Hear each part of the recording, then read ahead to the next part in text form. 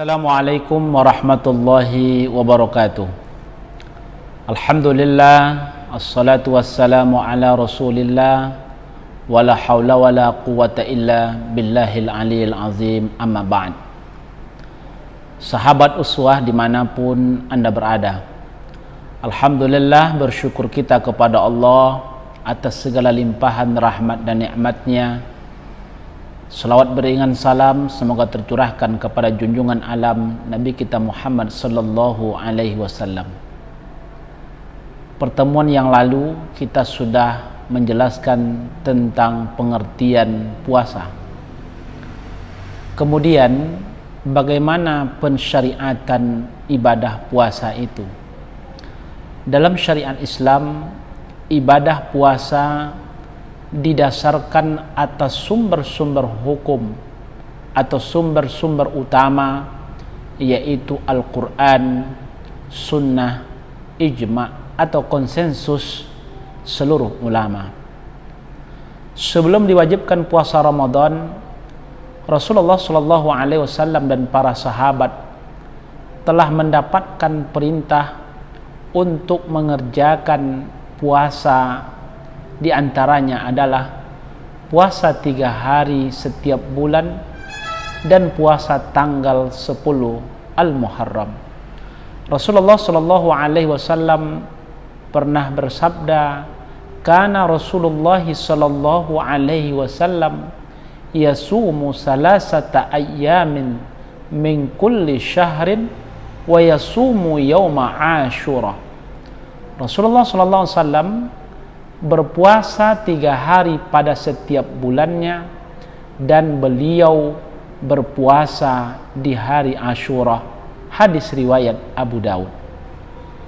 Lalu setelah itu turunlah ayat yang memerintahkan Rasulullah untuk mengerjakan puasa fardu hanya di bulan suci Ramadan saja, sehingga semua puasa yang sudah ada sebelumnya tidak diwajibkan lagi, namun kedudukannya menjadi ibadah sunnah.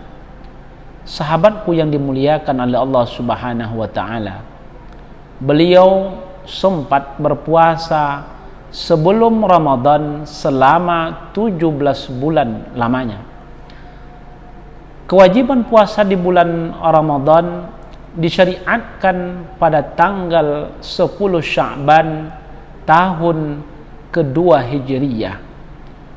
Waktunya kira-kira sesudah diturunkannya perintah penggantian dari kiblat dari Masjidil Aqsa ke Masjidil Haram. Semenjak itulah kemudian Rasulullah SAW menjalankan puasa Ramadan hingga akhir hayatnya. Tercatat sebanyak 9 kali dalam 9 tahun. Sahabatku yang dimuliakan oleh Allah Subhanahu wa ta'ala, lalu pensyariatan puasa itu didasarkan kepada yang pertama, jelas Al-Quran yang mulia. Kewajiban puasa Ramadan didasari oleh Al-Quran, sebagaimana Allah Subhanahu wa ta'ala berfirman, "Ya ayyuhallazina amanu kutiba alaikumusyamu kama kutiba alal ladzina min qablikum la'allakum tattaqun." Yang artinya, wahai orang-orang yang beriman, diwajibkan kepadamu berpuasa sebagaimana telah diwajibkan kepada umat sebelummu, agar kamu menjadi orang yang bertakwa. Quran surah Al-Baqarah ayat 183. Kemudian dalam ayat lain dalam surah yang sama, Allah Subhanahu wa ta'ala berfirman, "A'udzubillahi minasyaitonir rajim.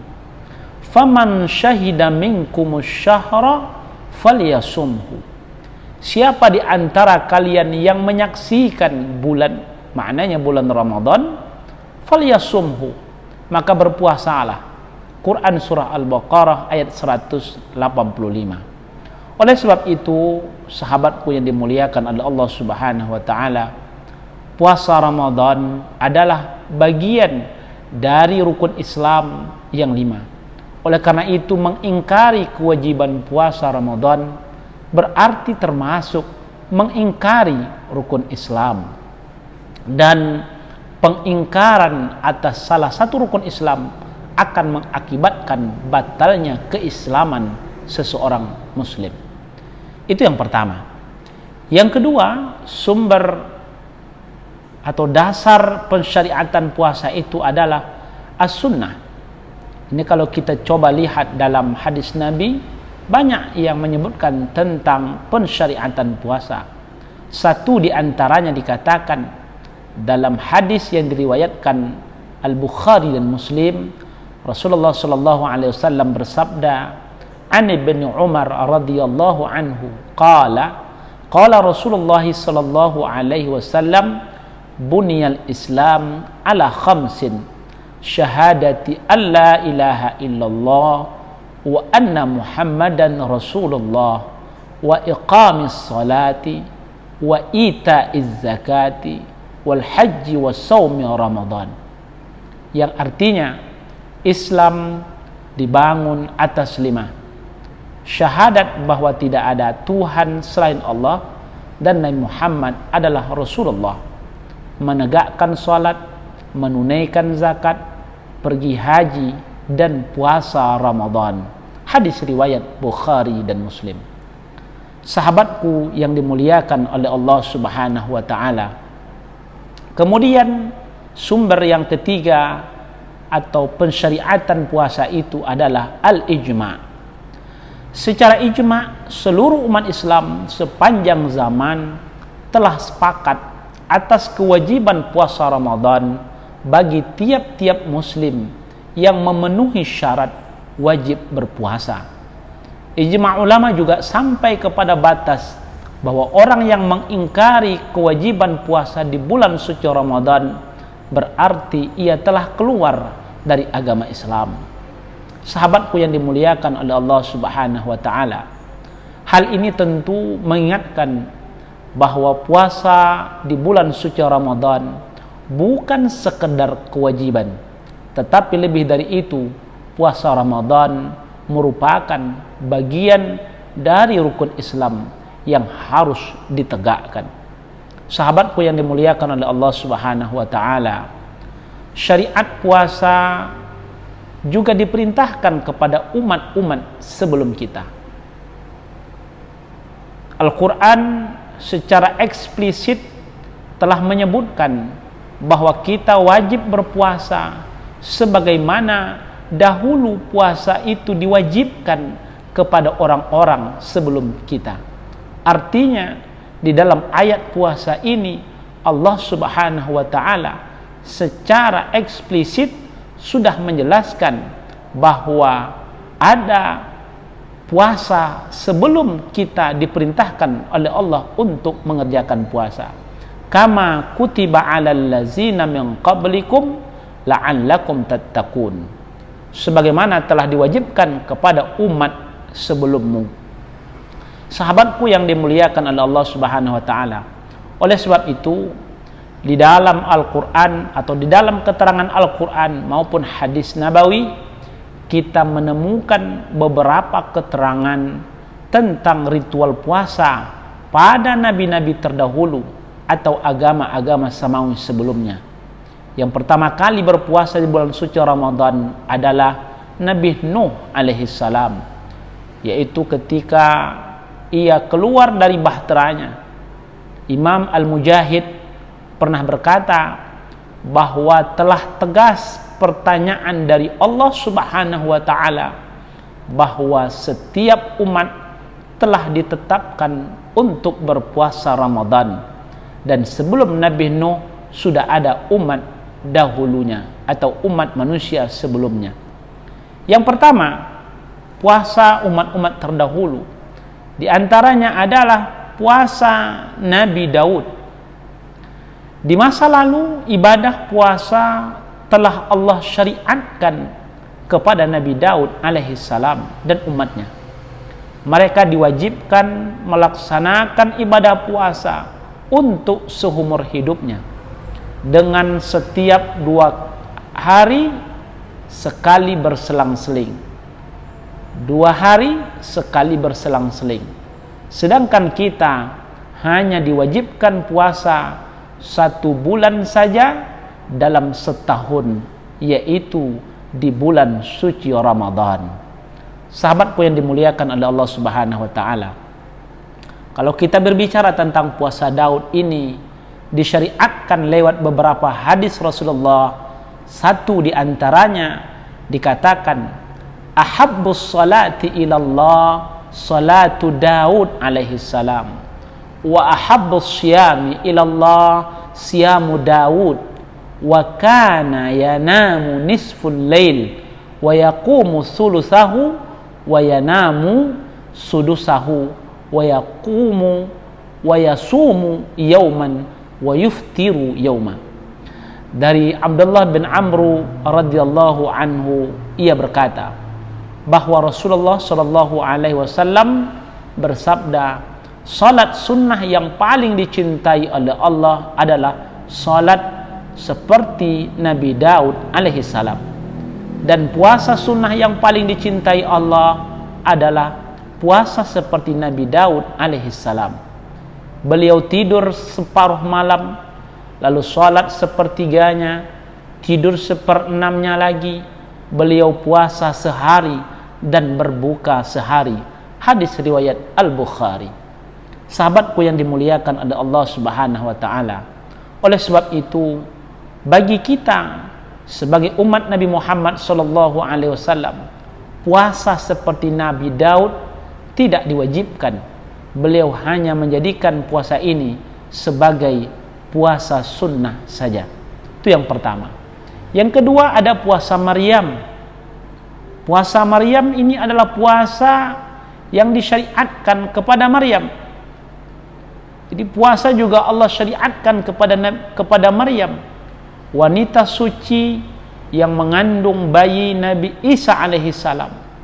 Hal ini bisa kita baca di dalam Al-Quran.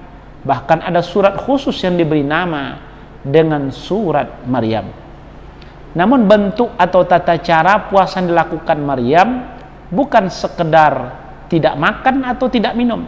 Lebih dari syariatnya menyebutkan untuk tidak boleh berbicara kepada manusia.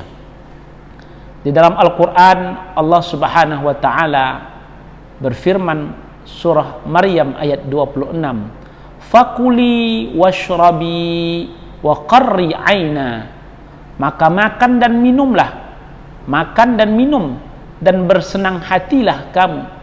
Jika kamu melihat seorang manusia, maka katakan, fa imma tarayinna minal bashar ahadan faquli inni nazartu lirrahmani sawma falan ukallimal yawma insiyya.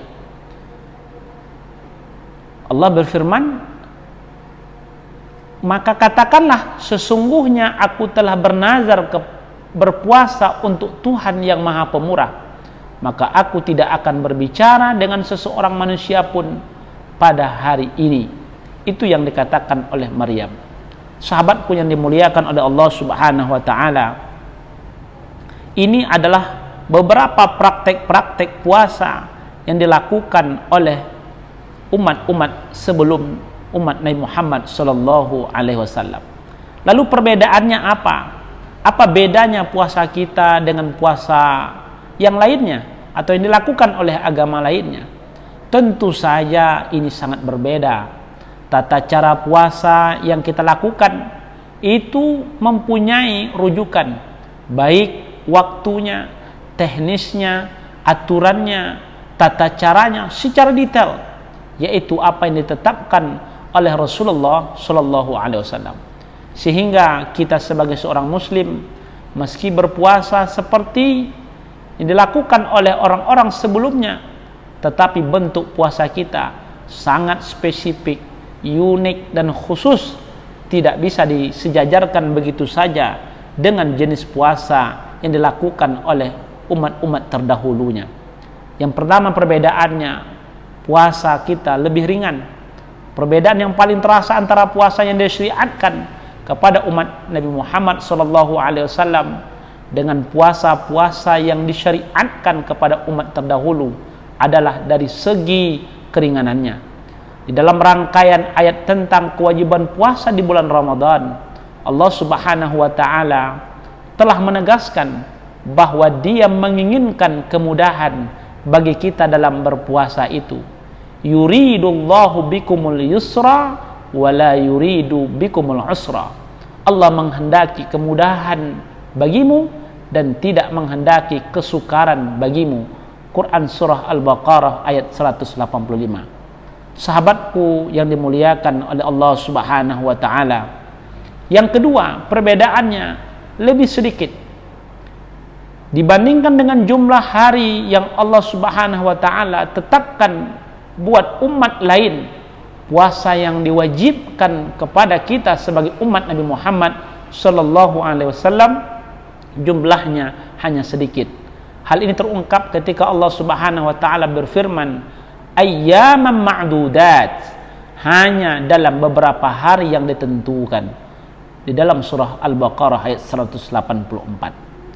Sahabatku yang dimuliakan oleh Allah Subhanahu wa taala, oleh sebab itu umat Rasulullah sallallahu alaihi wasallam hanya diwajibkan puasa di bulan Ramadan saja, sementara 11 bulan lainnya tidak diwajibkan. Tentu cara seperti ini jauh lebih ringan dari puasa yang Allah Subhanahu wa taala wajibkan kepada Nabi Daud alaihi salam dan umatnya. Mudah-mudahan kita menjadi hamba Allah Subhanahu wa taala yang senantiasa menjalankan syariat ajaran Allah Subhanahu wa taala. Mudah-mudahan bermanfaat. Wassalamualaikum warahmatullahi wabarakatuh.